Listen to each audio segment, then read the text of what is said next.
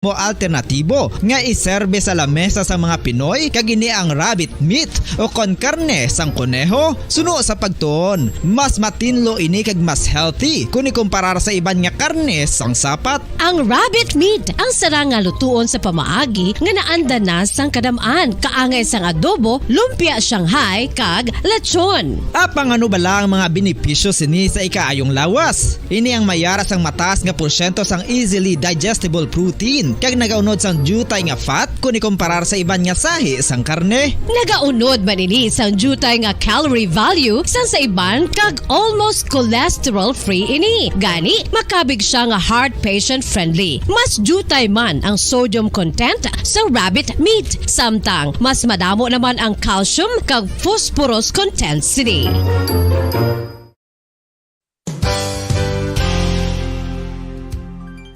Nakaibalo-bala kamo nga ang Bantugon nga simbahan sa Banwa sa Valladolid diri sa probinsya sa Negros Occidental nga ang Our Lady of Guadalupe ukon ang Nuestra Señora de Guadalupe ang mas magulang pa diin ang edad sini. Balik din ba palagi siya platutunan Bombo Report sa first edition.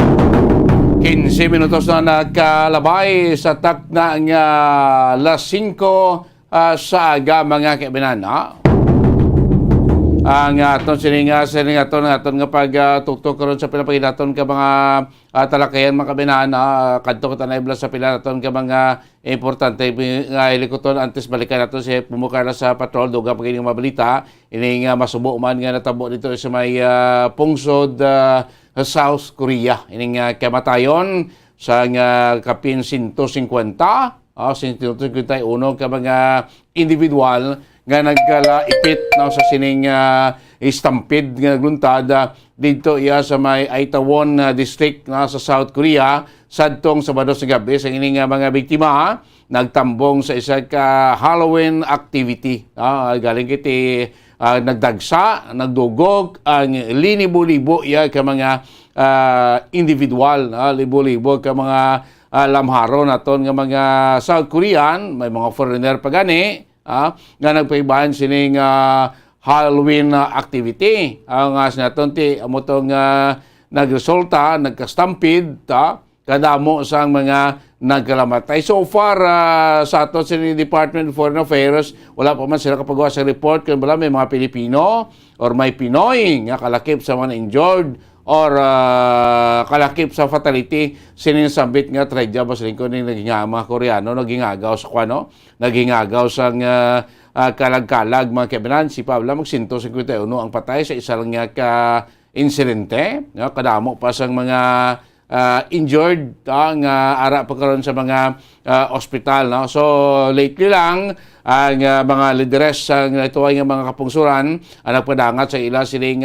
simpatiya kagkasubo para sa mga pamilya sang managlamatay sining trahedya dito iya sa South Korea. Mga kaibigan, may mga iban patuganing iduway pa ma-identify sa mga nagkalamatay. Gidalan to sa isa iya ka gym dito na pamutang kaginamat-amat man pagdala iya sa mga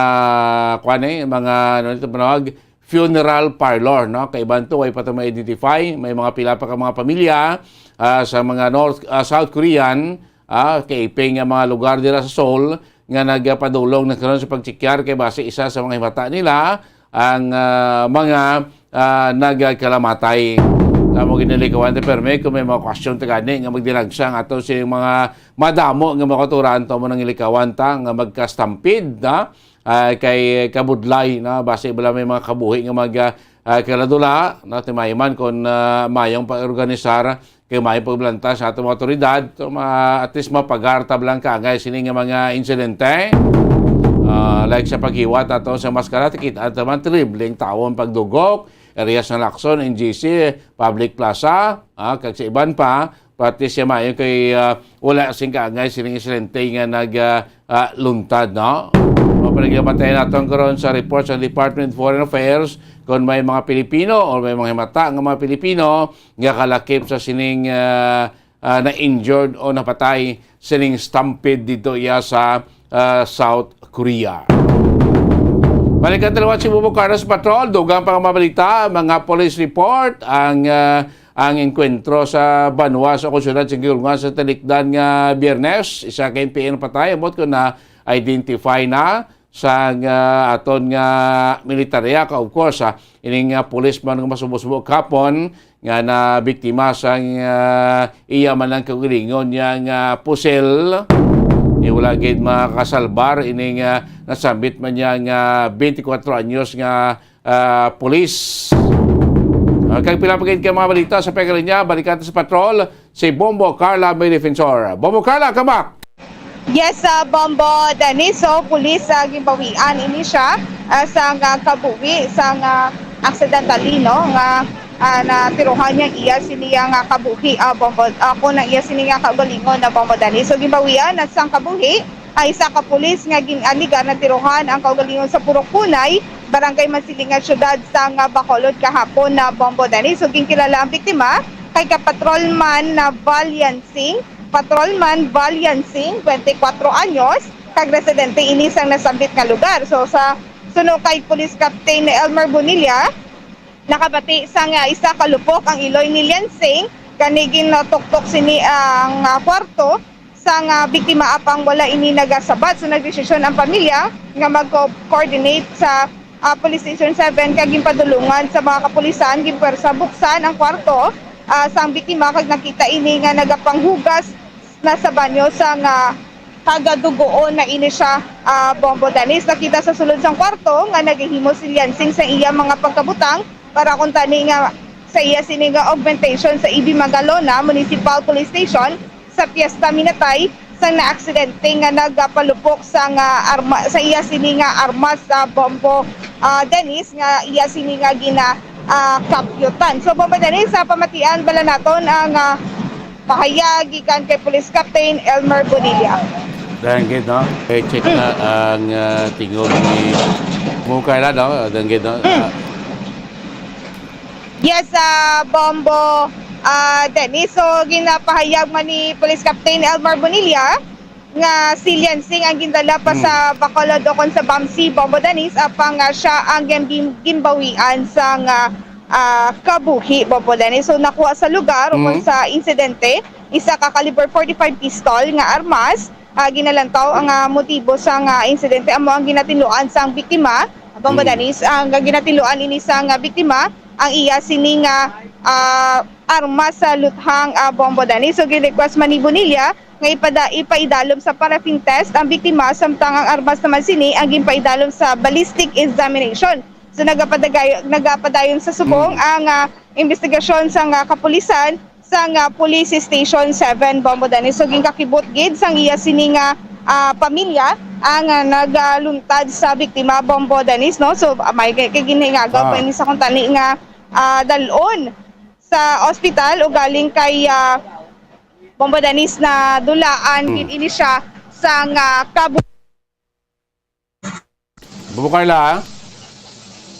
Bukarla. Buti na dula si Bombo Carla. Bombo Carla. Check biliwat no.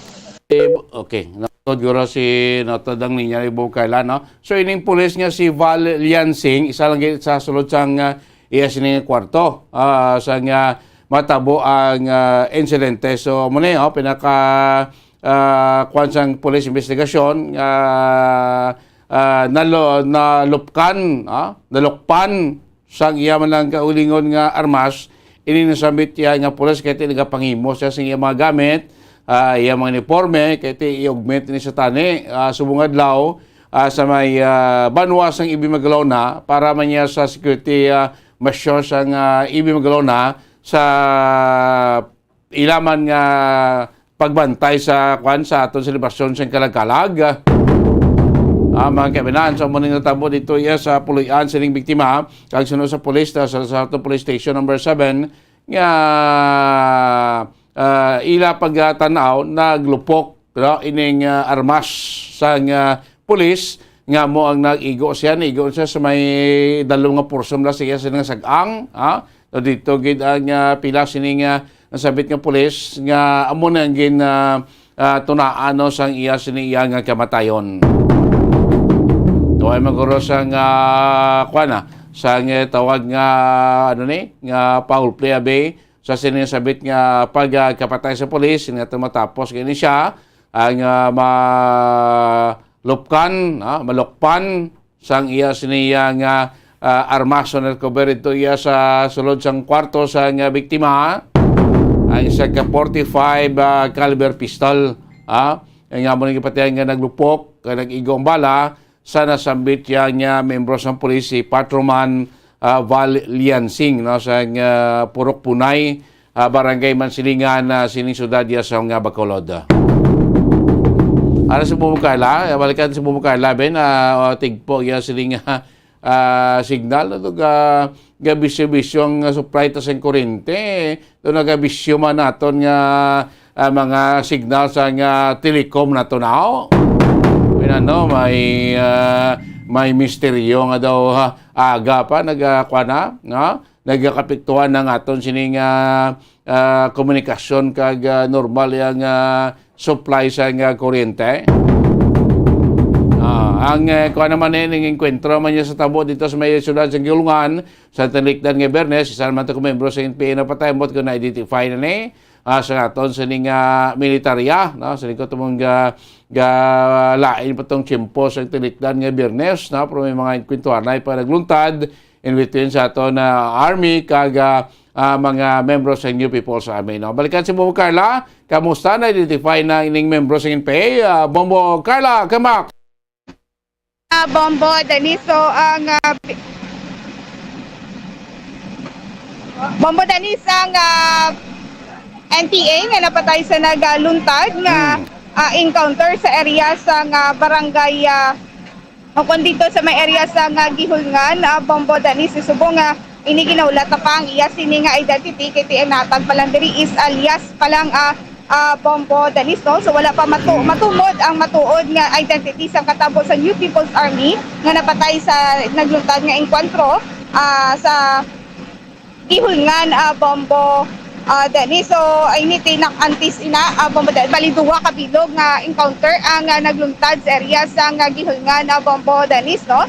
Una sa barangay Planas kag ini naglawig sa 30 minutos. Bombo Danis paginsundan sa barangay Buenavista nga naglawig sa 5 ka minutos o kon 5 ka minutos sa Bombo Danis. So madamo man sang na-recover sa area ngara sa mga personal nga mga mga belongings sa katapos sa NPA. Bombo Danis. So way pagid sa nga matutod nga ngalan ining NPA nga napatay alias lang. Yes, Bombo Danis alias pa lang ang nahatag sa katapos sa Philippine Army sa aton sini nga akon sa ila sini nga press release sa Bombo Danis no. Wala pa ini sila sa ginhatag nga matuod gid nga pangalan sa NPA. Bombo Danis.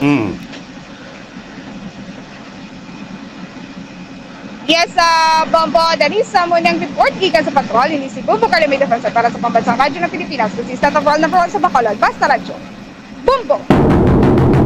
Salamat Bombo Carla, may defensor. Duga ka mga balita doon ni Bombo Carla. Sinigaga pa palagi siya patuntunan Bombo Report sa first edition. 27 minutos na nakaligas tak na ang alas 5 sa nga agama kami ng takbo kita sa ato sa mga station at sa mga Western Visayas.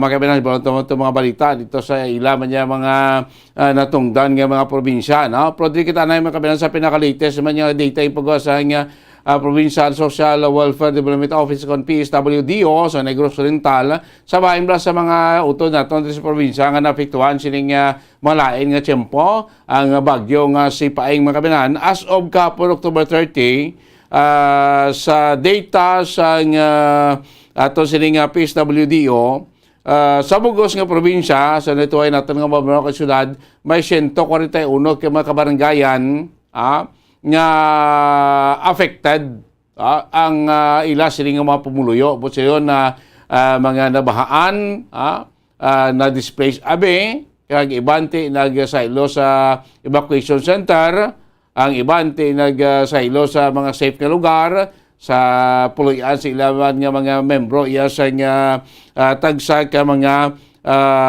panimalay no so sining 141 ka mga kabaranggayan nga napektuhan sining bagyo, kung based dire sa data sa PSWDO, mga 19,434 ka pamilya ang apektado sining bagyo nga si Paing. Sining 19,000 plus ka mga pamilya, compose ini sa mga 82,929 individual. Namuning data gipag-asang PSWDO. Pero ang mga nagpadulong niya sa aton evacuation center, mga 2,542 ka pamilya or mga 9,472 ka mga individual.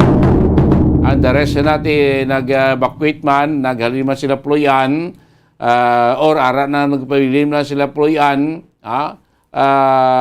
mga kabinan. Pero ining halos ang tanan ng mga ara gin pang evacuate padulong sa mga evacuation center diri sa atong probinsya, as of kahapon tido halos tanani nakabalik naman sa ila sinitag sa iya kamapulan like diri sa atong syudad sa Bacolod. Ang mga evacuation na ito nakapuli naman kapon kaya kahapon nagamayo ng tiyempo, nagbalik na ang kasanag sa atong kawaan kaya wala na kita naka-experience sa mga pag-ulan. Of course, sa mga reported natin itong missing dito sa Kawayan, dito pa sa Isabela, daw may isa na itong na-recover sa Banwa sa Isabela, ito lang na-missing man na nakita ito sa Basuba, sa upod sa mga rurok o mga kahoy ito, nanod man sa mabaskog yung tubig, mga kabumbo na to, no? So munang sila to po so parte ni guro ti official nga madeklara isa sa mga casualty sa aton sini nga bagyo Paing nga naghalit man diri sa aton sini nga probinsya sa Negros Occidental. May mga kabalayan pa kita naglaguba, may mga palangabuyan pa, mga bangka sa mga auto naton nga sa mga coastal area nga nagla-damage so bago sa mga baskog hampas sa tubig, kag balod hangin sa sadtong Biyernes sang gabi kon Sabado sang gabi nga nagtugagid sa halit man sa palabuyan sa aton mga kauturan diri sa probinsya sa Negros Occidental. 32 minutos na nakaligay stock na alas 5 sa aga. Of course, pinapaginaton ka mga talakayan mga binan diri sa toda probinsya. May ara kita sa isa ka banwa kag anom ka mga syudad ang nakapasar sa ining Seal of Good Local Governance, SGLG ang ginakadak ini every year sa Department of Interior and Local Government, kaya ining Seal of Good Local Governance isa sa mga ginabasihan man sa mga LGUs sa paghatag sa extra bonuses sa ila sini nga mga empleyado kung tama sa ligad to kadalag ko sa mga LGUs naton nga mga dalag ko nga mga sunod kadalag ko sa mga bonuses nga ginapanghatag sa LGU sa aton probinsya mo man kaya isin ko isa ini kung isa ka kabanwar syudad nga awardee ka sa Seal of Good Local Governance, sinaton ti magamit wali nga kuan balasihan nga makatag sa dako-dako nga bonus sa aton sa inyo sini nga mga empleyado, no? So ang mga syudad, alam ka syudad nga. Good morning, Bacolod. Yes, good morning, Bombo Radio Lilo. Good morning, Western Visayas. Narihamon din yung mga dalag ko pa niya mga balita sa palibot sa probinsya sa Negros Occidental kag syudad iya sa Bacolod. Masubo-subo nga balita kapon diri sa syudad Bacolod sa kamembro sa polis ang napatay matapos ginapatihan nga ini siya ang nalukpan sa inya malang kaulingon niya nga armas ang biktima diri nakilala sa kay Patrolman Val Liansing, 24 anyos, bata pa, residente sa Purokpunay, Barangay Mansilingan, syudad sa Bacolod. Natabo ini mismo sa sulod sa kwarto sa biktima sa ila puluyan kay kahapon ang iya siniiloy nakibot na lang sa makabati sa isa kalupok nga nagaling dito sa kwarto iya sa biktima. So gintinguan sa nga pamilya nga buksan ang kwarto apan nakalak sa sulod. So dito nagtawag sila sa atensyon sa kapulisan, no, diri sa may area sa police station number 7 kag dito pilit kag ginbuksan sa mga pulis ang puwerta sang kwarto sining nasabit nga biktima. Kag dito na nakitaan pag abri sa puwerta nakita nga dugoon na ining si Patrolman Valyansing. Gindala pa ini sa ospital apang ginbawian gini sang kaboy. So dito nakitaan sa sulod sa kwarto sang biktima isa ka 45 caliber pistol. Ginapatihan nga mo ni ang nag-igo kay biktima may igo sa dalom sang idalong nga porsyon sa iya sining nga sag-ang. Ginapatihan sa pulis nga aksidente nga naglupok ining armas sang pulis nga mo ang nag-igo sa iya kay ining si Patrolman Valyansing nagapanghimo sa iya sining nga mga kagamitan kay tani ini siya i-augment diri iya sa may Banwa sang EB Magalona bilang part man abi sang security preparation sa Banwa sa selebrasyon sang kalagkalag sa mga nagapanghimo sa isa mga gamit sang matabo ining nasambit iya nga insidente. Samtang padayon pa karon ga-identify man sa militar ning isa ka membro sa NPA nga napatay man sa enkwentro sa talikdan nga Biyernes samtang kasagsagan kita sa bagyo maulano nga panahon. May enkwentro pa naglunta dito sa may area sa Barangay Planas sa siyudad sang Gilungan, Negros Oriental in between sa mga soldado kag NPA. Sa dire ka NPA ang napatay nga until now wala pa ni makilala ang iya sining identity, no? So nakuha dito sa enkwentro ay isa 45 caliber pistol, isa shotgun, may isa granada, may duwa ka mga handheld radio, mga subversive documents kag personal nga kagamitan. Mapanagat na kuhaan sa amon dere membro sang 6th 2nd Infantry Battalion Philippine Army nga ma-identify ining biktima ining NPA para matagaan man sa disente nga paglubong kag matron over man sa iya sini iya nga pamilya. Kag sa pinakaligtas mga igdita ng ipagawa sa among Provincial Social Welfare Development Office kung PSWD sa Negros Oriental sa bahin ba sa mga Suprel kung napektuan sining bagyo nga si Paeng dire sa Negros Oriental.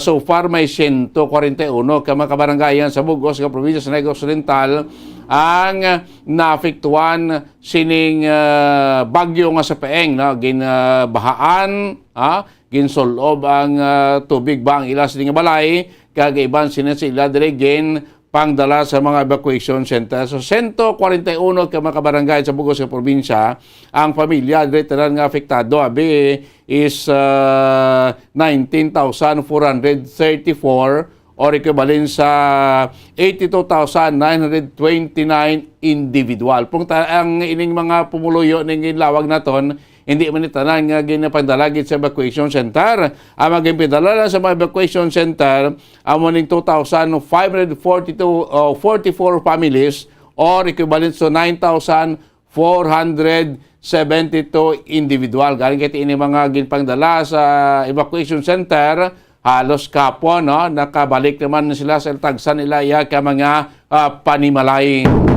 Iti kahapon daw okay na nga ito sininga tiyempo. So nakapauli na sila, no? Kag nagapangimos na gani man sa ila siniya nga mga kagamitan nga ginahalitan kun sulob sang tubig baha. Ang ila sini nga tagsa iya ka mga puluyan, no? So gina-assess pa man sa amon diri nga Provincial Agriculturist Office, no? Kag subong sa amon diri nga Provincial Engineering Office kung may mga infrastructure, may mga pananom ang nahalitan man bangod sang pagsaka sa tubig sa manamon diri nga mga area iya sa palibot sang probinsya sang Negros Occidental. So far, Bomboy Lilo, Bomboy Stream Bisaya, sa manamon diri nga mga nagapanguna nga mga balita sa palibot sa probinsya kag syudad sang Bacolod. Bomboy Lilo. Adamo gid nga salamat Bombo Radio Bacolod sa ilo kita sa Bombo Radio Kalibo. Welcome and good morning, Kalibo. Welcome man kag good morning Bombo Lancy. Bombo Radio Western Visayas. Ang amon man nga managapanguna nga balita diri sa Banwasang Kalibo at kagbugos man nga probinsya sa Aklan. Una diri nagpagawa naman gid man sang initial kag official nga report ang amon nga Provincial Disaster Risk and Reduction Management Council regarding diri sa naging epekto sang pagpanalasa sang bagyong Paeng diri sa bilog nga probinsya sang Aklan. Unahon ta diri ang mga nailista namon nga namatay, naglabot na gid sa 7 ka bilog ang mga naninahan, 4 ang missing nga padayon pa subong nga ginapangita sa amon nga mga katapusang otoridad, may ara pa nga isa. Ang mga partially damaged nga mga panimalay naglabot sa 1,452. Ang totally damaged naman nga mga panimalay naglabot man sa 148. Ang kabilugan nga numero sa mga apektado nga panimalay naglabot sa 43,202. Kagang mga apektado nga individual naglabot man sa 19,3,167. Samtang alang halga kabilugan nga danyos sang kasamaran sa amon nga agrikultura naglabot sa 45,303,288.39 pesos. Samtang ang damage man sa infrastruktura 63,624,000.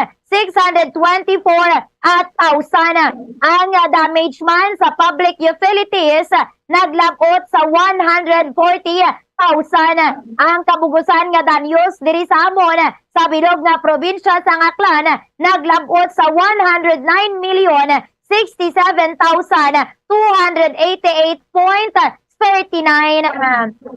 Samtang dugang man nga balita diri sa amon, ti kagina ginbisitahan man sa amon nga patrol ang amon nga pila ka mga flower shop diri sa Banwasang Kalibo sang adlaw antes ini nga fiesta minatay. Kung sa diin bombolen si Bombo Radio Western Visayas nagmahal sang 100 to 120 pesos ang presyo sa mga dosena nga mga bulak diri sa amon sa probinsya sa Aklan. Inabalang gina-arrange per dozen gaya per bundle nga mga bulak nagmahal gid 100 to 120 pesos ang ginamahal. Di ang rason sang mga vendors diri sa amon ang bagyo abi kuno nakaapekto sa ilang mga supplier kag nagmahal man kuno to kay man nagbayad pa sila sa eroplano para lang gid ma-transport sang madasigan ini nga bulak. Kung sa di naglabot lang gid sa ila kagapon kag sang petsa 29 sang Oktubre diri sa Banwasang Kalibo. Samtang daw madahog naman gid man ang binaklan sang bulak kandila kag damo naman gid man sang temprano paya nga nagakadto sa mga public cemetery diri sa amon sa bilog nga probinsya sang Aklan. Samtang dugang man nga balita diri sa amon napakipag-angutan man namon ang amon nga Bombo International Correspondent sa may bahin sang South Korea kung sa diyan ginpayag ni Bombo International Correspondent Yumi Kim sang South Korea nga kabugusan na subong nga 151 ang nailista nga namatay, samtang 150 man ang mga individual nga nakangkon sang last straw sang nagluntad nga stampede sa Santa Halloween party sa Seoul, South Korea. Siling niya to, ang ining stampede malapit lang gid sa Hamilton Hotel sa Nightlife District sang Itaewon. Ay iti alas 10 kuno sang gabi ini sang adlaw sang Sabado matapos nga nagpamilit nga makasulod ang kapin sa 100,000 ka mga pumuluyo sa maikit o kung maisot na langgid nga iskinita kag nagdulot-dutan to sila antes nga makaagod nga makasulod tani sa ini nga Halloween party.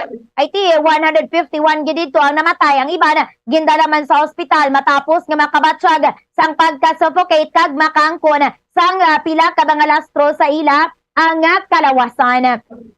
Samtang sa katunganan man niya sang inibalang nga sigidas gyapon nga pagulan-ulan kag syempre kakatapos lang gid nga bagyong Paeng isa man ka sunog ang nagtuhaw sa isa ka parimalay dito man niya sa banwasang Makato kahapon nga adlaw mga alauna sang hapon.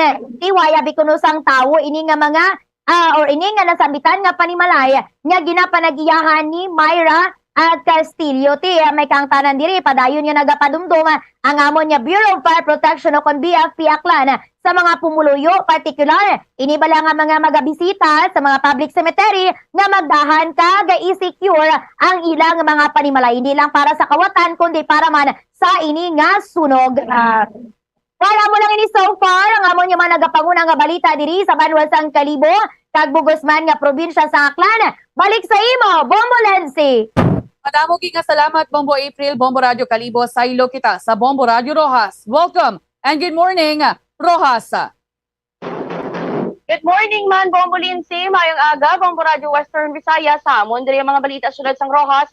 Pagbugos nga probinsya sang Capiz sa gihapon, ginabaha man diri ang kalabanan ng mga banwa diri sa amon nga probinsya kahinay maghubas ang tubig baha apang ang National Road ang banwasang Sigma kag ang banwasang Dao maagyan halin ka Iloilo City via Pasig City napakato diri sa may syudad sang Rojas maagyan na yan diri sa amon sa Capiz pero magalong-halong lang kay may gamay pa sa gihapon nga tubig baha as of kagabi sang silom pero may biyahe na yasang bus halin dira sa Iloilo padulon diri sa amon sa Rojas City via Pasig. Subong man ang Kalibo Aklan to Iloilo nga magagi diri makaagi na ya sa may bahin sang Banwasang Mambusaw.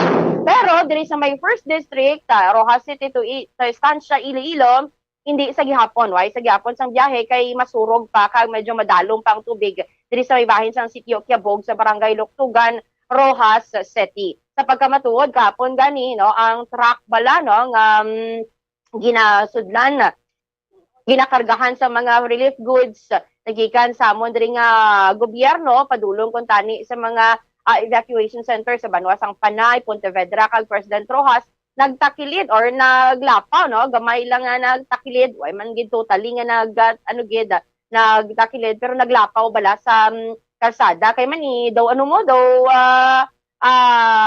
malapad na swimming pool na ang kalsada hindi na makitaan ang linya sang kalsada naglapaw lang sa kalsada rason nga gamay lang to nga medyo takilid-takilid ang among nga truck nga ginakargahan sang relief goods. Pero maayo man kay waay man sang may naano sa ila, natigayon man to nga makalampuwas kag nahatadulong ang relief goods sa first district diri sa amon sa Capiz.